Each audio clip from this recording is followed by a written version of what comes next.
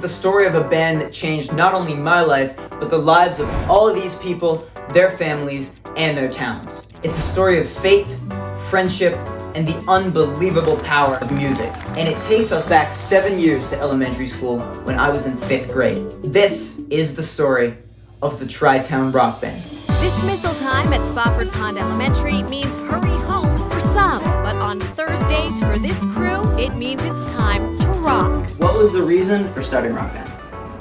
People were being left out who could not self-advocate, and that's not fair. Josh loves music, but he's not able to participate in the everyday bands and choruses that other kids can participate in. Alex has always been interested in music, but we didn't quite know how to teach him. We didn't think that just teaching him a musical instrument was going to be the way. So I'd gone into Alex and Josh's self-contained special education class, and we did games, and we did musical games, and we did singing and all sorts of different things. And it became really apparent that not only was Josh musically talented, Alex was so interested in music. He wanted to learn all the words. He wanted to be the one to start the songs. I don't know if you know this, but Josh learned to speak by singing. And when I heard that, I was just amazed because, you know, when you think of babies, they learn to talk and then you teach them to sing. But his process was different. So he taught me to think about other ways of teaching. After her experiences during the 2015 to 2016 school year, Mrs. Monty took a trip to Scotland for a special education music conference. This trip opened her eyes to what was possible. And the following year, she invited me, my friend Luke, my friend Jackson, and a number of other elementary schoolers to help start a group called the Spofford Pond Rock Band. So in the beginning, it was difficult. We remember we were on drums, snare drums, and it was so noisy. Yeah. Okay, what is a fond memory from the early days of Rock Band? The one that immediately jumps to mind is me pushing on the drum kit while the rug was underneath me, and I was like trying to push it and move it, and I couldn't, and I was like flabbergasted, and then I got made fun of. One of my questions is literally about that. Really? Yeah. Oh my god. Could you like describe a fond memory from the early days of Rock Band? I remember the day I got my mixer, and I was like, I'm gonna bring this in, and I'm not gonna tell anybody. And I redid all of our sound stuff. I remember I brought the mixer in, and everybody's just like, what on earth are you doing? We just had cables running in every which direction, but I put a lot of work into it, and it really paid off. Having the three of you in concert band was a gift. When I realized how much talent was in that small group, it was really a no-brainer, like, oh, we can do this. We can have a rock band. And I really didn't know exactly what I was going to do with it, but I knew that's what it was going to be. And you guys were so little. I think you were still like 11 when we started. I think of Luke with the bass guitar, and it was bigger than he was. So I have this picture in my head of you guys doing this stuff, how serious and how self-directed you were. It made it so easy for me.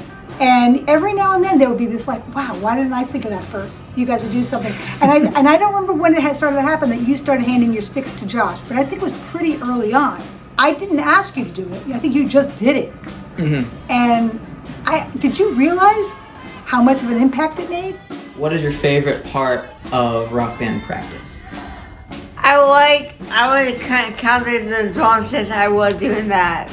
Counting in the drums? Yeah. After beginning our weekly practices during January of my 6th grade year, the band began rapidly improving, and we started playing local venues with a gradually expanding set list. Soon, a police officer in town, Officer Nowak, got wind of the Rock Band while talking to Luke and his class during a presentation for the DARE program. She came to watch us practice, and shortly thereafter contacted a local news station. In June that same year, a news crew came to our practice and put our story on TV. I remember a group of teachers came and they were so excited to watch this. I remember Ms. Tarantel was really excited about the way it came out. And Alex was interviewed on TV, and I mean, it was great. And then they posted it online. And we had something like, I don't know, within a day or two, we had 2,000 people commenting on it. And that really felt good that we were doing the right thing. Unfortunately, Officer Nowak would pass away only 2 months later, and the Rock Band played at a commemorative road race in her honor.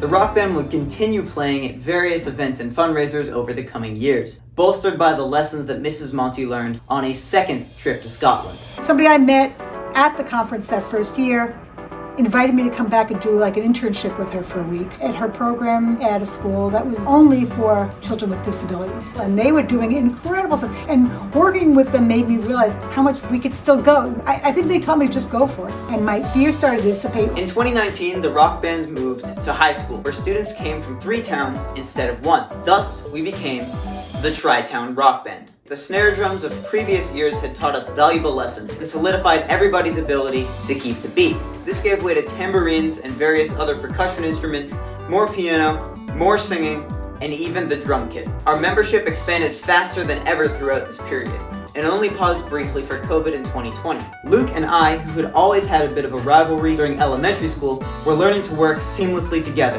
and we're even becoming pretty good friends. And Jackson continued to be the rock that anchored both of us together. The rock band was playing shows all around the area, and our message was spreading faster than ever. More people can join, like Molly and Gabby brought one of their friends, and she wants to join. It kind of marked a new era in rock band. So I joined rock band like 2 years ago, and my brother did rock band. Everyone deserves to feel included and like they have a place. One of the main things I learned is how to mentor people. I learned how to work with people who are kind of differently minded than me. There's really not a one-size-fits-all approach to teaching people. You have to get to know them first. Stop getting wisdom, confidence, major skills on stage. I learned how to perform. In front of a big group. Mm-hmm. You learned how to play the piano. Yeah. So many people gave so much time out of their week to change the lives of each other. That's what's really special. She's developed a level of confidence, just being able to be up on stage. Yeah, he's kind of not shy anymore. He comes out of his shell, right? He's standing up, giving a shout out to the crowd.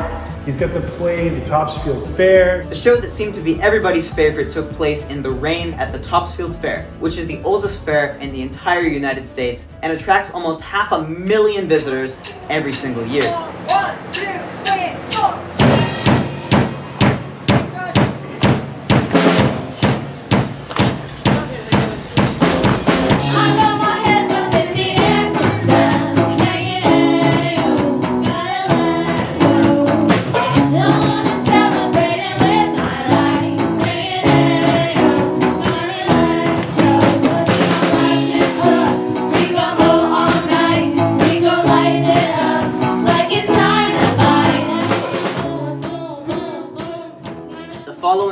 Would not be so easy for the rock band. Many of our members had either already gone to college or were seniors leaving in the fall. Luke and Jackson were both at prep school and more frequently had scheduling conflicts that led to them missing months at a time.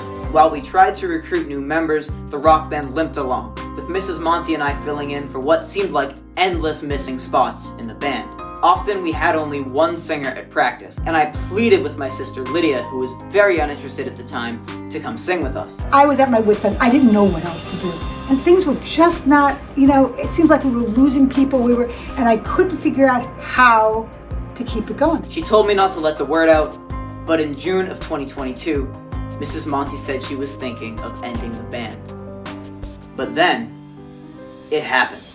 A massive wave of new members, including Lydia, who invited her friend Gwyneth, Charlie and Nick on guitar, Grady and Christian on drums, and to put the cherry on top, Luke and Jackson both came back. The TriTown Rock Band, at long last, was saved. I'm not a religious person, but things just happened. So I'm thinking, okay, this is meant to be that it needs to keep going. You pulled me through that semester because you kept saying, we can do this, just keep going. Everyone has a common ground that's music. Like everyone just loves music. Rock band's a lot of fun. I've made a lot of friends in it. Last summer, I think, is when I joined. I came to one of the rehearsals and it was pretty fun, so I started to come more and more. You've been here for 2 weeks? Yeah. Give us some first impressions. Everyone here is super nice and super energetic. This is a great program. I would love to see this in every school. I hope this video gets out there. Replicate this across the country because it's a really, really great model. As this video is released, Luke, Jackson, and I have been training a new generation of rock band musicians and mentors. We'll be leaving in 1 short month to go to college, but with any luck, the rock band will continue changing lives for years to come. At our final practice of my senior year, the TriTown Rock Band's future looked brighter than ever. 1, 2, 3, 4.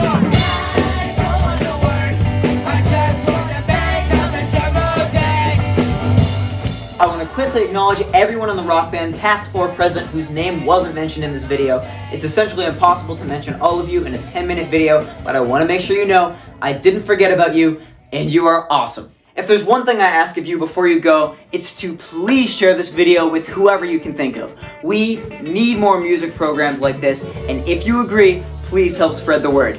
Thank you so much for watching, and that was the story of the TriTown Rock Band.